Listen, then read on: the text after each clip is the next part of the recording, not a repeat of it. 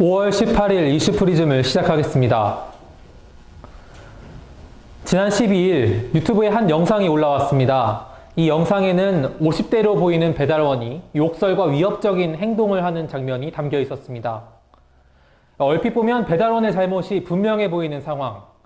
하지만 며칠 후 제기된 주장은 보이는 것과는 달랐습니다. 배달원의 딸로 추정되는 네티즌이 사건이 보도된 기사에 댓글을 단 것인데요. 이 댓글에는 배달 시간이 늦어졌다는 이유로 고객이 배달원의 헬멧을 뺐고 또 영상 녹화가 끝난 후에는 오히려 배달원을 폭행했다는 겁니다.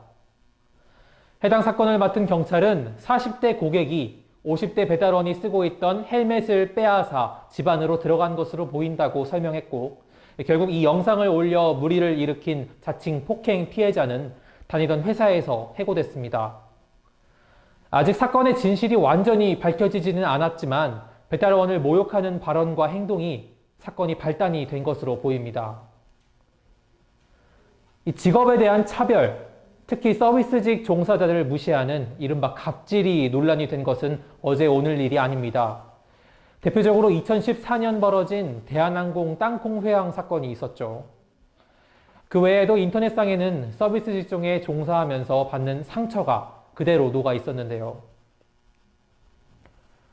음식을 배달시킬 때 배달원에게 담배 심부름을 시키고 이게 진상이면 세상에 진상 아닌 일이 어디 있습니까? 라고 되묻는 한 남성.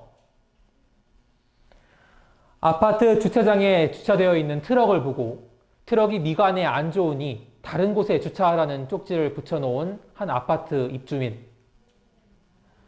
배달 고객이 버리라고 시킨 음식물 쓰레기 봉투를 들고 먹고 살기 힘들죠 라며 껄껄 웃는 치킨 배달원의 쓴웃음. 혹시 서비스를 이용하고 대가를 지불하면서 서비스 제공자의 권리까지 구매했다고 착각했던 것은 아닐까요? 손님은 왕이다. 스위스 태생의 호텔 경영인 세사르 리츠가 탄생시킨 명언 아닌 명언입니다. 그렇지만 이것은 손님을 왕처럼 모셔야 했기 때문이 아니라 계급 사회였던 당시 호텔에 묵었던 고객이 실제로 왕족이거나 귀족이었기 때문이라고 합니다. 민주주의 사회의 근간인 평등의 원칙, 당연히 그 원칙에는 직업도 포함됩니다. 하는 역할이 다를 뿐 직업에는 귀천이 없습니다. 하지만 그 당연함에 자꾸만 의심을 품게 되는 오늘날, 미국 대통령 오바마가 백악관 청소부와 정겹게 주먹 인사를 하는 모습이 공개되자 전 세계인은 환호했습니다. 그 환호는 세계 최고의 경제 대국이라는 미국의 최상위 권력 기관에서도 평등의 원칙은 지켜진다는 것을 확인한 안도감의 표현이었을 것입니다. 오늘도 남의 집 귀한 자식, 딸과 아들 혹은 아버지, 어머니들은 서비스 직종이라는 이름하에 그 귀함이 짓눌려가고 있는지도 모르겠습니다.